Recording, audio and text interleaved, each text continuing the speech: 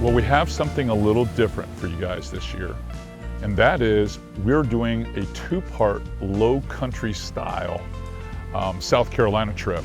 And it really effervesced from a meeting with Captain Stephen Fluke Jr. at the Shallow Water Expo in Mount Pleasant, South Carolina. He invited us up to do a show, and little did I know, he had it dialed in so much, we decided to do 2 shows because the fishing was absolutely spectacular. You know, it's a big honor and a big privilege, you know, to have this caliber of guy and personality to come fish with you. So definitely some pressure.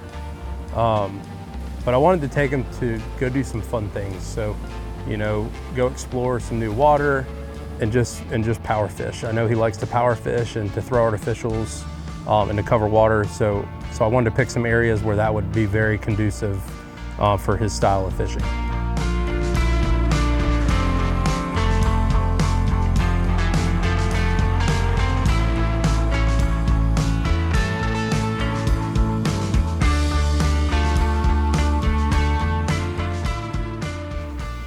Oh, that's an Ed. There you go, you're ready to go there. Yeah. Yeah, I'll just throw that. That's perfect. That should get them. South Carolina really never disappoints anglers. I've had the opportunity now to fish in that zone between Charleston and I'm going to say Murrel's Inlet at least a half a dozen, maybe 8 times. And I've never had an experience where I walked away thinking, wow, I wish it could have been better. I mean, it is an amazing place to fish. And I may have a little bit more of a comfortable feeling fishing that zone because where I live, I fish a lot of marsh and a lot of creeks and a lot of rivers. So it feels like home when I'm fishing there, and I feel confident because I know what I'm doing when I'm up there. And now Stephen Fluke, he's just a young, exuberant personality. Oh yeah, we're about to have a frenzy. Are we? Oh yeah. Oh, he pulled. Dang it. The fishing is so fresh and brand new to him. His level of energy and excitement about it, it's contagious. Even though this is old hat to me, when I fish with him, he gets me pumped up. He gets me amped up for sure. That's a good one. Oh yeah, way off the bank too. Yeah. That's a better fish. Surprise bite too. I was just sitting on the bottom. Yeah, that's what I've been trying to do. I've been trying to be really patient, letting it ride a little longer. We might break out the net for this guy. Just because he's acting cold. We got one. He's acting cold. I'm just gonna grab this net just because I'd like to break it in on this fish of yours.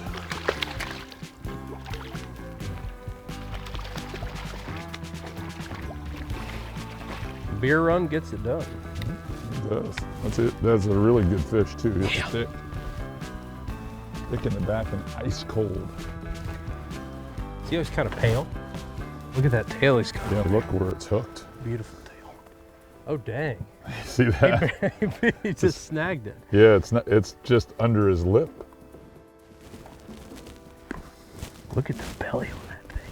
Look at that fish. Look at the belly on that thing. Why don't you hold this one? I'll take a picture of you. You make sure you got him. Yep.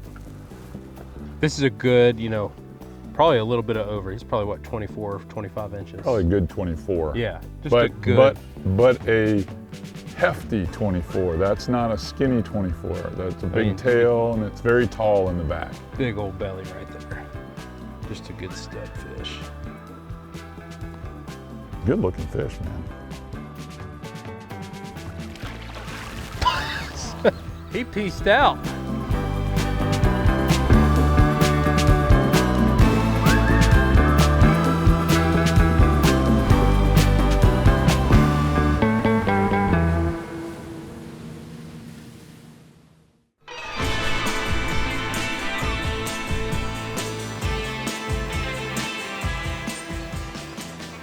So this is a little bit different, coming out of the main river back there and up into, it looks to be 100 square miles of marsh. Yeah, man, tons of marsh. Now that the tide's starting to drop out, you know, it'll condense all the fish in these shallower creeks and shallower areas. So we're just kind of fishing a main shallow creek here. Kind of looking for mullet schools. And as the tide keeps falling, the fish should hopefully condense down in here for us to catch. Well, it's one of those places that looks fishy. Yep. Yep. Yep. Is that a trout? Good trout? Oh, that's a nice trout. That's a really good trout. That's a nice trout. That is a good trout.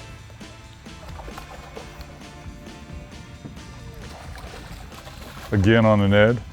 Oh, salty. Wow, look how fat that trout is. Stop. That is a great looking trout. A little salty Ned. He's cold too. I bet he is. He's real cold. He's kind of pale. That's a good looking fish. I noticed that yours don't have the freckles ours do. Sometimes. Yeah. We'll get them colored. Yeah. But not as green. Look at the mouth Your on trout that. get really green. Yeah. Yeah, these. Look how beautiful that thing is. That's a pretty trout. Yeah. I mean, it's wide in the back. It's a beautiful fish. I love the black tail on it. Oh, Nice epic. trout. Epic. All right, let's get some more, Captain. So when we started our adventure out, we were starting on really high water, and the water was so off color and dirty, fish in the river. It was a challenge. And then we started fishing what I would call primary creeks to get back into zones. But it wasn't until we started exploring some secondary creeks that he was really familiar with that the water cleaned up and the fish started setting up just right.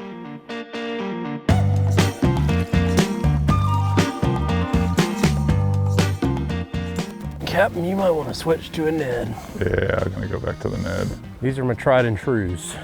My natural inclination, especially when we're filming and we get the lateral media guys with us, is I want to cover water a little faster. I want to make sure we catch enough fish. So I would choose lures that had a little bit more drawing power. I threw a Mirrodine, I threw a top water, I threw some larger swim baits, just trying to expand that strike zone and call fish. And it just did not work because a lot of that was not in the right part of the water column. I love to throw Ned rigs, specifically the salty Ned. Shrimp from Z-Man is one of my top favorite lures to throw. It's very effective, especially in low tide situations, back creek situations, anything like that, because even if there aren't shrimp in the area, that little bait will mimic a little minnow or anything similar, any sort of forage that a redfish might find in a backwater zone. Steven suggested that we should throw the salty Ned shrimp or something like a slim swim, something very tiny that we could get to depth quickly and make bottom contact. And it was true. Oh, I like the sound of that. That one's a little bit better. Yes, sir. And when you're throwing a smaller bait like that and it doesn't draw fish from a distance, you have to keep the casts very close together. With loud baits or baits that have drawing power, you can make a cast here and then you make a cast here and then you make a cast there. You cannot do that with a Ned rig. With a Ned rig, it needs to be one here, then 1 2 feet, then 1 2 feet further. And you gotta keep doing that. And then sometimes you have to repeat that process, really comb that zone.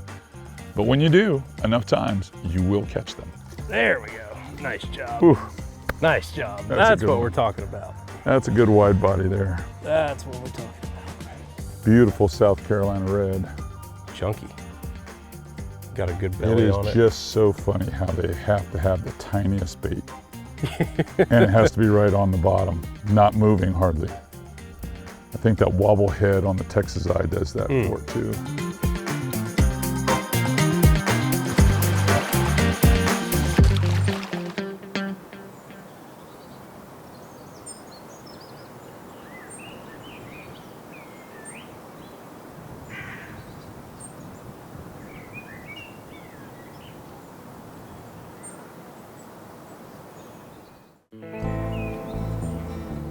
So how I got into fishing, you know, I started when I was about 2. My dad started taking me actually in Tampa Bay.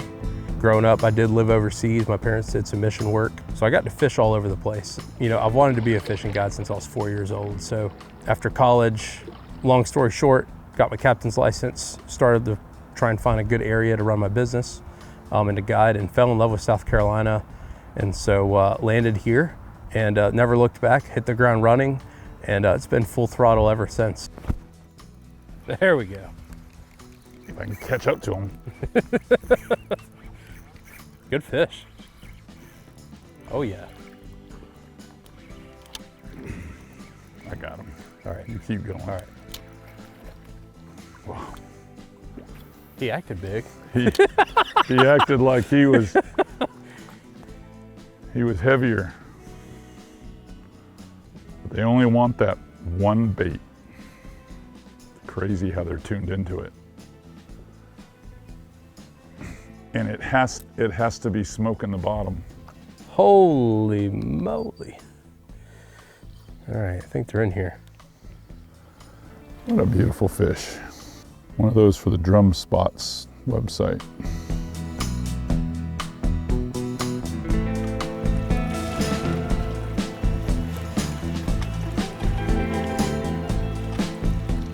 Grab that one while I'm down here, dude. Okay. I mean, while I'm not doing anything, I can organize your tackle box, make you a sandwich.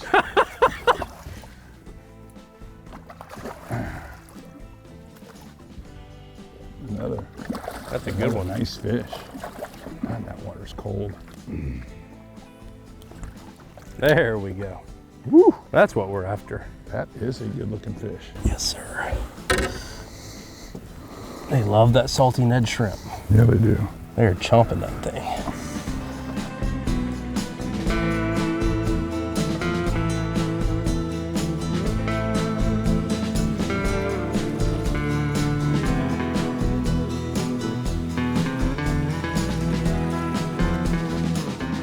So these are really overs for you guys in a tournament. They are, here. Yeah, these are overs. But these are good Florida size fish.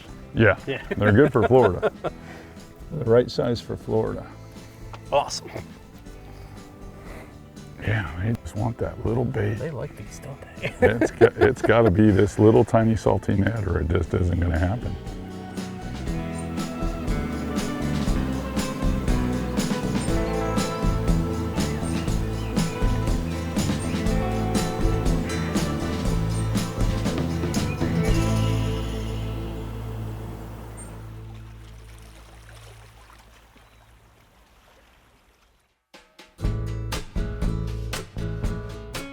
All right, fans, let's talk about the tackle that we used in this episode with Stephen Fluke Jr. As you saw, if we weren't using the smallest baits, you just didn't have any success. And trust me, I tried. But Stephen was having so much success with the little salty Ned shrimp, it was hard to not fall in line behind him and use it myself. Now, I usually use this bait on a finesse bullets, like a 1/10 of an ounce finesse bullets. But because of the tides here and the fact that you need to make bottom contact, and we are fishing depths anywhere from 2.5 feet, all the way down to 5 to 6 feet, we need a little heavier type jig. And this one is the finesse Texas-eye, where you can have not only the weight forward casting distance that this offers you, and the wobble head design, which gives you a little bit more action and allows you to shake free of some of the rocks on the bottom of the wood. But it also has a very fine wire EWG that is built into the bait. It's all connected up. What I like about it is the fact that I can tie a direct connect knot. I have a lot of feel with it. With this medium light Fitzgerald, this is their Aquafin series. The 7-foot medium light is perfect for casting this stuff, especially target casting. We were throwing to drains, throwing to little points, throwing to little oyster rock. This was ideal for it. And I loaded this stuff up with 10-pound micro braid, which this particular braid has been fantastic this year. In fact, it gives me that bite detection that thicker braids cannot give me. I'm using 10-pound, but it fishes like 7 or 8-pound braid. It's very, very thin, very, very sensitive. and definitely something that I go to now on almost all of my gear. The colors that we are using from Z-Man in the Salty Ned Shrimp, because this is only a 2.5 inch size bait. Our best color seemed to be Beer Run, but Root Beer Gold performed well, Houdini performed well, and here, you know, fishing in Florida where we have more clear water, the Laguna shrimp color here is just fantastic if you're fishing Florida waters. But this whole lightweight, ultra light system, the Ned system, if you will, is bar none the way to go to catch those monsters in the creek there, as you saw with Captain Steve.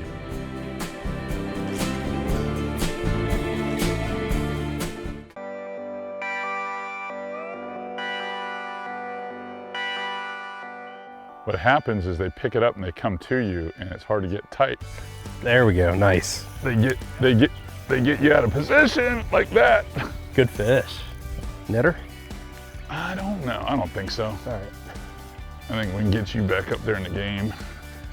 They're obviously coming out of that back track. Look at this here. Look at this. Ooh. They're marching by us. Oh yeah.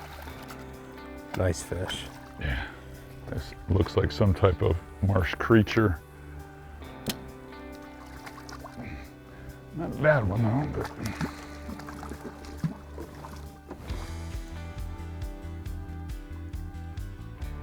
This one's got a chunk out of his tail. Oh dang. Yeah.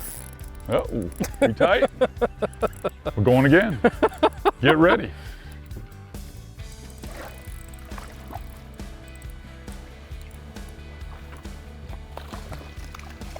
Yeah. Sister. That one's got some big Yeah, dots look at on it, that. That's though. a cool fish. Called the drum spot guy out here. We haven't caught one that looks the same yet.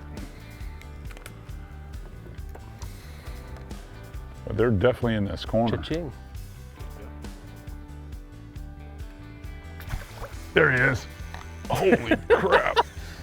Oh. I just let it sit still. Oh. It's amazing it just sitting down doing nothing. You know why, right? It's that Elastic. Yeah, that elastic, especially on that wobble-headed jig, Yeah. it just lets it move around even when it's not doing anything. So even though we think it's subtle, it's still got motion. Yeah. It's like a secondary action.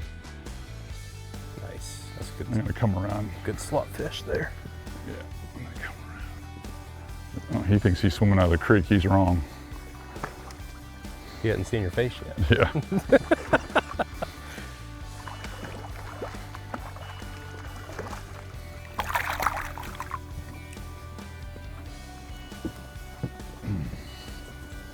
They are incredible. So efficient at what they do.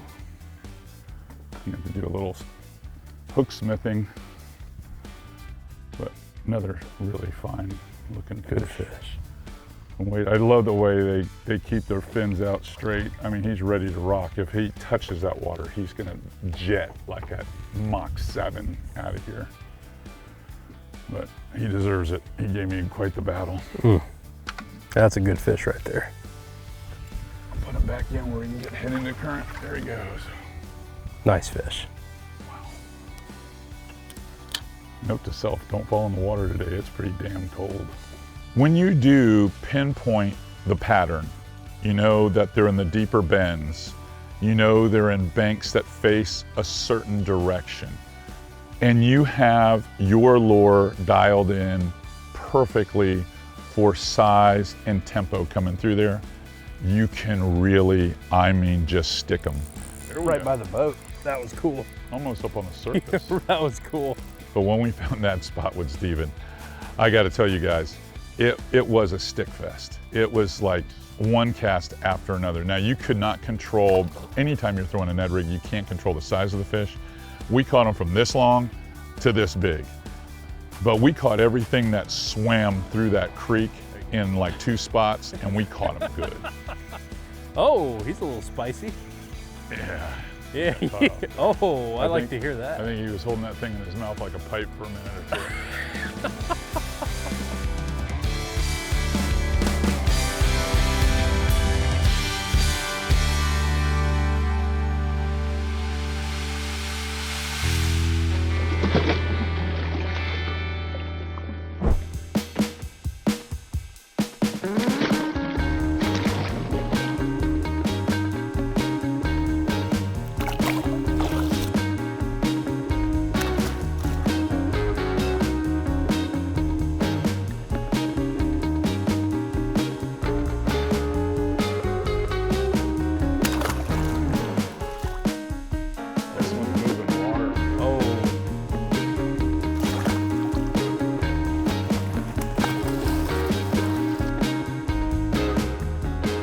I can't thank you enough for today, because today's been unbelievable catching these things. It really has.